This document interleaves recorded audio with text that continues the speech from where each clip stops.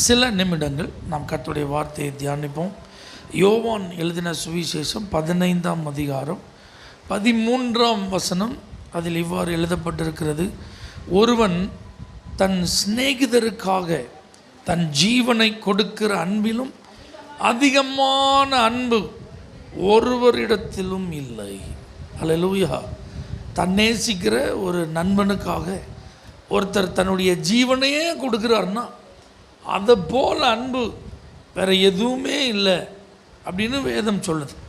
ரோமர் 5ஆம் அதிகாரம் 7ஆம் வசனத்தை நீங்கள் வாசித்து பார்த்தால், நீதிமானுக்காக ஒருவன் மரிக்கிறது அரிது, நல்லவனுக்காக ஒருவேளை ஒருவன் மரிக்க துணிவான். அல்லேலூயா.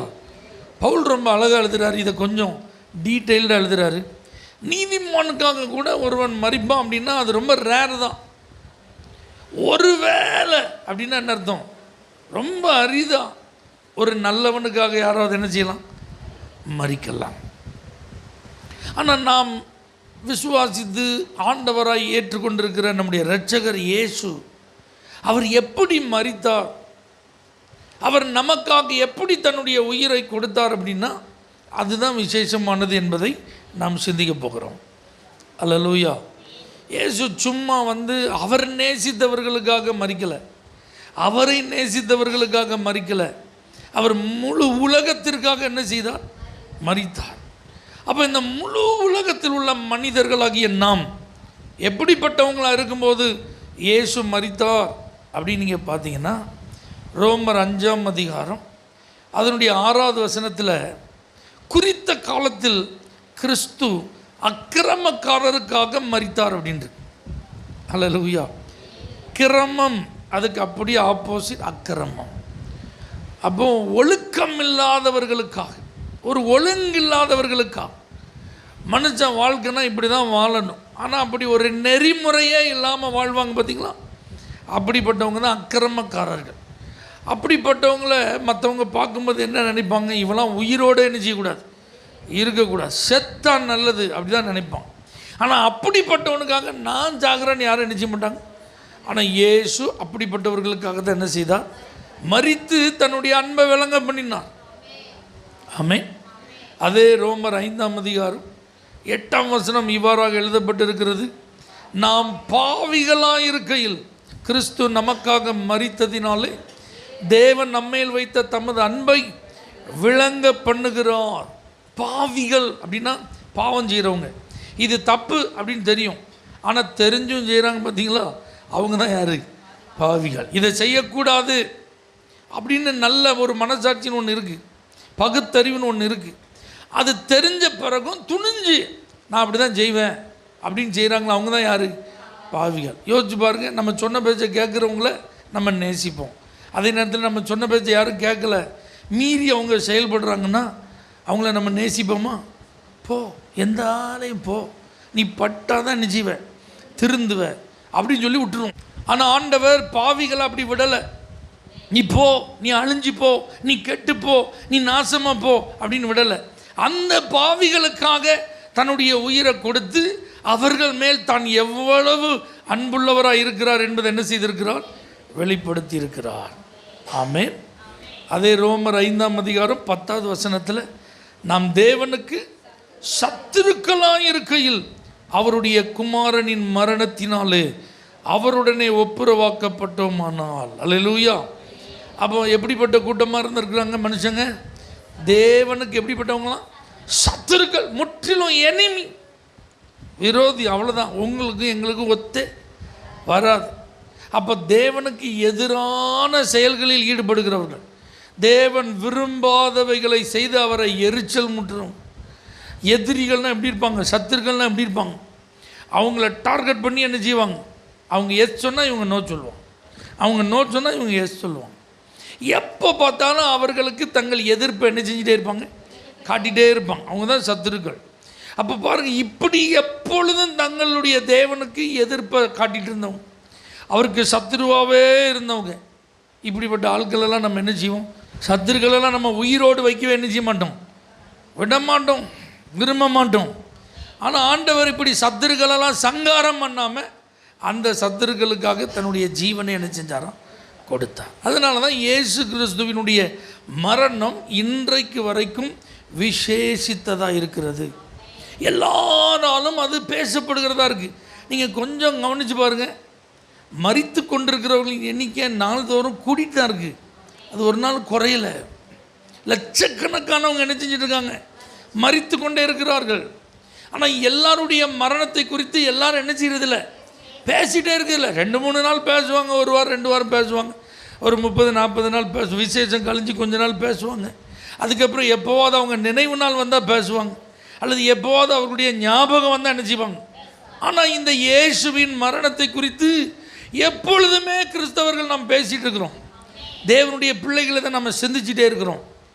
ஏன் அப்படின்னா, இந்த இயேசு கிறிஸ்து நமக்காக மரித்ததினால, அவருடைய மரணம் எப்படிப்பட்ட மரணம் என்பதை அவர் அறிந்தே தன்னை ஒப்பு கொடுத்ததுனால தான் இதை நாம் பேசிகிட்டு இருக்கோம். தன்னுடைய ஜீவனை அவர் கொடுத்தார் அப்படின்னா நல்லா புரிஞ்சுக்கோங்க. இயேசு இயற்கை எய்தினார் அப்படி கொடுக்குற தன்னுடைய உயிரை. சிலர் மரித்த பிறகு வால் போஸ்டர்ஸில் போடுவாங்களே, இயற்கை எய்தினார், அவர் வந்தார், அவர் செத்தார். இல்லை, அப்படி கிடையாது அவருடைய மரணம். இயேசு கொலை செய்யப்பட்டா? இல்லை, அப்படி கிடையாது. இயேசு கொலை செய்யப்படவில்லை. இயேசு தாமாகவே தன்னுடைய ஜீவனை, பிதாவே உம்முடைய கைகளில் என்னுடைய ஆவி என்ன செய்கிறேன், ஒப்பு கொடுக்குறேன்னு சொல்லி ஒப்பு கொடுத்தான். அப்போ தன்னுடைய ஜீவனை ஆண்டவர் ஒப்பு கொடுத்தாருன்னா இதில் ஏதோ ஒரு ஸ்பெஷல் இருக்குது. அதை தான் 3 விஷயத்தை நான் உங்களுக்கு சொல்ல போகிறேன். மற்ற 20ஆம் அதிகாரம் அதனுடைய 18வது வசனத்தை நீங்கள் வாசித்து பார்த்தீங்கன்னா, ஏசப்பா தன்னுடைய சீசர்களை பார்த்து அவர் சொல்கிறாரு, இதோ எருசலேமுக்கு போகிறோம், மனுஷகுமாரன் பிரதான ஆசாரியரிடத்திலும் வேத பாரகரிடத்திலும் ஒப்பு கொடுக்கப்படுவார், அவர்கள் அவரை மரண ஆக்கினைக்குள்ளாக தீர்த்து. இயேசு ஜீவனை கொடுத்தார் என்று சும்மா சொல்லாமல் அவர் எங்கே ஜீவனை கொடுப்பார் என்பதை அறிந்து ஜீவனை கொடுத்தார். எருசலேமுக்கு நம்ம போகிறோம், அங்கே தான் என் ஜீவன் போகுது. இப்போ இந்த வார்த்தையை கேட்குற நீங்கள் யாராவது சொல்ல முடியுமா, ஏன் ஜீவன் இங்கே போகணும்னு எனக்கு தெரியும்னு யாராவது சொல்ல முடியுமா? நமக்கு தெரியாது. நம்ம வீட்டில் இருக்கும்போது ஜீவன் போகுமா, அல்லது பஸ்ஸில் போயிட்டு இருக்கும்போது போகுமா, நடந்து போயிட்டு இருக்கும்போது போகுமா, அல்லது வயலில் நிற்கும்போது போகுமா, அல்லது கடையில் நிற்கும்போது போகுமா, எப்போ போகும்னு தெரியாது. அல்லேலூயா. அது எங்கே போகும்னு நமக்கு என்ன, எந்த இடத்துல நம்ம மரிப்போம் என்று நம்ம யாருக்குமே தெரியாது. தெரிஞ்சால் என்ன செய்வோம், அந்த இடத்துக்கே போக மாட்டோம். ஆனால் இந்த இயேசு பாருங்க, எருசலேமுக்கு போவோம், அங்கே தான் நான் மரிக்க போகிறேன். அப்போ தான் மரிக்கும் இடம் எது என்று தெரிந்தும் அங்கே போய் தன்னை ஒப்பு கொடுத்தார். 2வது பாருங்க, மற்ற 26ஆம் அதிகாரம் அதனுடைய முதல் 2 வசனங்களை நீங்கள் வாசித்து பார்த்தீங்க அப்படின்னா, இயேசு இந்த வசனங்களை எல்லாம் சொல்லி முடித்த பின்பு அவர் தம்முடைய சீஷரை நோக்கி, 2 நாளைக்கு பின்பு பஸ்கா பண்டிகை வரும் என்று அறிவீர்கள், அப்பொழுது மனுஷகுமாரன் சிலுவையில் அறையப்படுவதற்கு ஒப்பு கொடுக்கப்படுவார் என்றார். ஒரு அல்லேலூயா சொல்லுங்க. எங்கே தான் மரிப்பேன் என்பதை அவர் அறிந்திருந்தார், எப்பொழுது அவர் மரிப்பார் என்பதை அறிந்திருந்தார். 2 நாளைக்கு பிறகுன்னு சொல்கிறார். பஸ்கா பண்டிகை வரப்போது 2 நாளைக்கு பிறகு அங்கே வச்சு தான் என்னைய சிலுவையில் என்ன செய்வாங்க, அறைவாங்க. நீங்கள் கொஞ்சம் கற்பனை செஞ்சு பாருங்கள். நீங்கள் என்றைக்கு மரிப்பீர்கள் என்கிற அந்த நாள் உங்களுக்கு முன்குறிக்கப்பட்டது தெரிஞ்சிட்டுன்னா, ஹவு டு யூ ஃபீல்? எப்படி நீங்கள் அதை உணர்வீர்கள், எப்படி அதை எடுத்துக்கொள்வீர்கள்? சிரிப்பை பார்க்க முடியாது, சந்தோஷமாக நம்ம இருக்க மாட்டோம், மனுஷங்களை பார்க்க விரும்புவோமா விரும்ப மாட்டோமோ தெரியாது, பதட்டமாயிருவோம், இருக்கிற இடத்தையே திரைச்சிருவோம். அல்லேலூயா. ஆனால் என்னைக்கு அவர் மரிப்பார் என்பதையும் இயேசு அறிந்திருந்தார். நல்ல வேலை, நமக்கெல்லாம் அது மறைக்கப்பட்டிருப்பதற்காக கர்த்தருக்கு ஸ்தோத்திரம். நீங்கள் யாராவது அதை தெரிஞ்சுக்கிட விரும்புகிறீங்களா? வேண்டாம்ப்பா, அதெல்லாம் எங்களுக்கு தெரியாமலே நினச்சிட்டோம். அதனால தான் இயேசு தான் எப்பொழுது மரிப்பார் என்பதையும் அறிந்திருந்ததுனால்தான் அவர் தன்னுடைய ஜீவனை தாமாக முன் வந்து ஒப்பு கொடுத்தார் என்பது நிரூபணமாகிறது.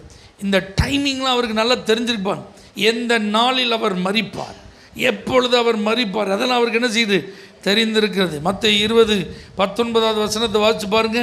அவரை பரியாசம் பண்ணவும், வாரினால் அடிக்கவும், சிலுவையில் அறையவும் புறஜாதியார் இடத்தில் ஒப்பு கொடுப்பார்கள், ஆகிலும் 3ஆம் நாளிலே அவர் உயிரோடு எழுந்திருப்பார் என்றார். அப்படின்னா எங்கே மரிப்பார் என்பது மட்டுமல்ல, எப்பொழுது மரிப்பார் என்பது மட்டுமல்ல, எப்படி மரிப்பார் என்பதை அவர் அறிந்திருந்தார். சிலுவையில் தான் அவர் அறையப்பட்டு தன்னுடைய ஜீவனை பிதாவின் கையில் என்ன செய்வார்? ஒப்பு கொடுக்கப்படுவார். பாருங்க, இவைகள் எல்லாவற்றையும் அவர் அறிந்திருந்தும் தாமாக முன் வந்து அக்கிரமக்காரர்களாக இருந்த நமக்காக, பாவிகளாக இருந்த நமக்காக, தேவனுக்கு சத்துருக்களாக இருந்த நமக்காக, சிலுவைக்கு பகைஞர்களாக இருந்த நமக்காக இயேசு தன்னுடைய உயிர் என்ன செய்தார்? கொடுத்தார். அதனால தான் அவருடைய மரணம் இன்றைக்கும் விசேஷமானதாய் கருதப்படுகிறார். இப்படியெல்லாம் யாருமே என்ன செய்ய மாட்டாங்க, இருக்க மாட்டாங்க. எந்த தலைவராக இருந்தாலும் சரி, எந்த தியாகியாக இருந்தாலும் சரி, யாரும் இப்படி என்ன செஞ்சதில்லை, இருந்ததும் இல்லை, இனி இருக்க போவதும் இல்லை. ஆனால் நம்முடைய ஆண்டவராக இயேசு கிறிஸ்து தன்னுடைய ஜீவனை நமக்காக கொடுப்பதற்கே அவர் வந்து நம்ம மேலே உள்ள அன்பையெல்லாம் என்ன செஞ்சிருக்கிறார்? வெளிப்படுத்தியிருக்கிறார். இந்த அன்பை தியானித்து இந்த அன்பிற்கு நன்றி சொல்லி அவருக்காகவே வாழ நம்மை அர்ப்பணிப்போம். கர்த்தர் நம்மை ஆசீர்வதிப்பார். கண்களை மூடி நாம் ஜெபிப்போம். நல்ல பிதாவே, எங்களுக்காக நீங்கள் உயிரே கொடுத்துருக்கீங்கப்பா. அதன் மூலம் உங்கள் அன்பை நீங்கள் வெளிப்படுத்தியிருக்கீங்கப்பா. அதற்கு நாங்கள் நன்றி சொல்லுகிறோம். இந்த அன்பை நாங்கள் உதாசீனப்படுத்திடக்கூடாது. இந்த அன்பை நாங்கள் புறக்கணிச்சிடக்கூடாது. இந்த அன்பை நாங்கள் மறந்துடக்கூடாதுப்பா. கடைசி வரைக்கும் இதற்கு பாத்திரவான்களாய் நடக்க கிருபை தார். இயேசுவின் நாமத்தில் பிதாவே, ஆமென். For prayer contact, Pastor J. Kumar, El Shaddai Ministries, 9500252586, Surandai.